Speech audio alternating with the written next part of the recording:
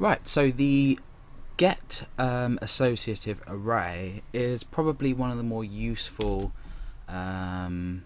functions, if you like, of PHP. Now, when you're looking at a standard web page, now there's nothing in this file at the moment, but I'm just going to open up the browser. The file name is index.php. So I'm running index.php. In web pages, you may have seen a URL look somewhat similar to this. Okay, now what I've actually done now is I've passed a key called name with the value Alex to this page. So I'm passing data to this page using the notation with a question mark, then the variable name, and then equaling, so you're assigning a value of Alex to this. You can also then use an ampersand symbol to apply other variables, and so on. Okay, so for now I'm just using name equals Alex and age equals 21. Now this is the get associative array that's passed through a URL. However, there is an alternative which is post, and I do have a tutorial on that as well. But for now we're going to be focusing on get. What we're going to do in this tutorial is we're going to pick up on these variables, we're going to display them on our page, and then we're going to create a simple form that allows, for the first time, the user to enter, say, their name and their age, and then for it to be displayed back to them. The usefulness of this is that we can take the name, we can take the age, and we can do a variety of things with it. The variables are no longer specified in our script. As we've been doing in past tutorials, we've said name equals Alex, but in actual fact now our variable name is going to look something like this. We use $ and then underscore and get in capitals, and then we use square brackets and the key name. Now the key name here is name, and then we have age. So what we can do is we can specify another variable, we can use the same structure, and age. Now this is essentially now picked up on these two variables. If we refresh the page, obviously nothing happens, we haven't decided what we want to do with these variables yet, but what I'm going to simply do is just echo them out in a sentence. So I can say I am, and then a name, so I can concatenate on name to there, completing the sentence, and I am age, concatenate years old. So what we're doing is we're basically echoing out the variables that we have got using this structure. So if we refresh the page, you can now see that it reads I am Alex and I'm 21 years old. And obviously what we can do is we can change these values up here, and then they'll correspond to the variables we've picked up and echoed out on this page. So now you can see why, if you didn't know how or what these were before, these are just simply variables that are being passed to the page, and this is using the get associative array. It's also sometimes called the get function, and it is in fact a variable. So it's a variable, obviously we start with the $sign here, so that's what gives the clue away, but it is an associative array, and you can tell this by these square brackets, much like an array that we've used before. When we've created arrays, we always work with square brackets.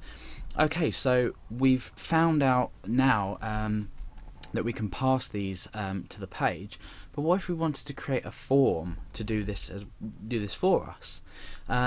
So what I'm going to do is, let's say we can either do it above or below.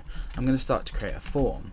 So obviously I don't have all my HTML tags in or whatnot, but just to keep this short and simple, action equals index.php, method equals get. If you've programmed in HTML before or written HTML before, you'll now understand what method is. So method equals get. We're passing the variables from this form using the method get. Okay, so we need to create two form fields. The first one's going to be called name. I'm going to line break down, and the input type is text. The name, this is very important, is name. This here needs to match this here. If we just comment this out quickly. Ooh. I can show you how this submits. Okay, and then we'll break down and we can say, let's just change that, break down and say age, break down, input type equals text, make this one maybe a bit smaller, we'll say 5, and the name again is age, which corresponds, this value here corresponds to this. It's vitally important that you keep these the same. And then we can double break down and we can create a submit button. So that's submit and value equals submit. Now what I'm going to do is I'm going to refresh this page. Let's just get rid of that. Now bear in mind our form is submitting to itself. So we're submitting it to index.php, which is the page that we're currently working with. And eventually this code here is going to pick up what we've typed into the form. Now the form is, all the form is doing is it's basically putting this in for us. Name equals like whatever they want to put in there, and so it'll be something there, and then it will be age equal and age equals something there. So our form is essentially going to do that for us. So if you watch, I'm going to type in my name, I'm going to type in my age. When I do click submit, have a look at the top URL, you can see that that's put them straight in for us. Now we obviously want to do something with these, so we can uncomment this out. Now it's automatically going to pick up on these variables because we've named this here the same. They both correspond to the variables that need to be picked up. So as we submit the form now, let's just delete this. Okay, so at the moment we're faced with this problem that we're already echoing out the text. Let me just show you the example of this, and then we can fix this error in a minute that's just that's bringing it up even though we haven't got anything submitted. So if we click submit, you can see that that says I am Alex and I'm 21 years old. So this is basically how this form is going to work, and it's submitting get variables here. Now we're faced with this problem where when we have the index.php page on its own and we haven't submitted anything, we're getting this problem here. Now if we give the submit button a name, in fact let's do this another way. A much better way to do this would be to create an input type of hidden, and the name of this is going to be submitted, and the value is going to be true. So basically when the form is submitted, this will be carried along with it. And what we can do is, in actual fact, in this example I think it would be better to check for the name and age, and then we can deliver a message to the user depending on if they haven't entered their name or their age. So I'm going to say if, and then I'm going to create this in a block of an if statement. We need a condition here to check if name and age both exist. So what I want to do is I want to say if is set, and then in brackets name. That checks if the variable is set first of all, not that if it's empty or if it's empty, it's just going to check if it's set. And is set age. Okay, now this basically checks if it's set. So if we return to our index.php page, this will go. Now if I type nothing, for example, and I click submit, we're still producing this result because even though we haven't typed anything in. The variable up the top, name and age, are set, but they don't contain anything. So now what we want to do is say and not empty. So remember this keyword, we can say not equal to, but we're going to say is not empty name and is not empty age. So essentially we're checking if the variables are set first of all, then we're checking if the name isn't empty, meaning it doesn't equal null, so it doesn't equal nothing, and we're checking that the age is set as well.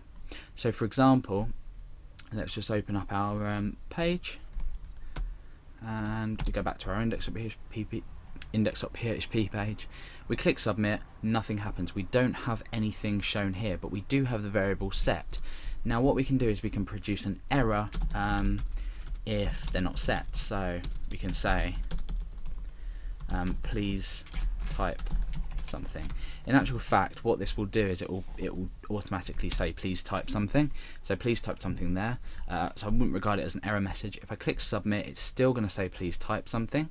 I'm going to type Alex and 21, and then our conditions are successfully met, so we produce the sentence. Now with this problem, if we just look back at this, we've got name and age, and it's still saying please type something. So what we can do is, in actual fact, we can take this portion of it and we can put it inside a nested if statement. So I'm going to say if not empty and not empty name and not empty age. I'm going to create a new block. So let's just neaten this up a bit so you can see what's happening. So what's happening is the first check is if each of them are set. Otherwise, we're going to echo. In fact, let's change this around. Okay, so we'll get rid of that for now. Okay, so if these aren't set, we're not going to produce anything because we don't have an else after this this block. But if we create an else after this block, saying, for example, nothing entered, the way this works now is that we check whether it's set. So if it's present, the name and the age. If it's not present, we just don't display anything because this is the end of the block. Then, if it is set, we take this whole block here, which is an if-else statement, and we say if empty name or not empty name and not empty age, we echo out that. Otherwise, we say nothing entered. So now you can see the way this works. If we just refresh, nothing's displayed. If I click submit, it will say nothing entered. If I type my name in now and click submit, it gives us the sentence. So that's basically the get array in short. Now the get array obviously has its disadvantages. It can only process a limited amount of data. So for example, if you had a website that say asked a user to enter a 5,000 word essay, and you used get to send this to say a database or process it through this method here by putting it into the URL, some browsers or web servers don't actually, will have limits. In fact, all of them will have limits. So you're going to have a truncation of data, so you're going to have a cutoff of data. For this, you're going to need to have the post variable, which I have another tutorial on, so you can go and check that out.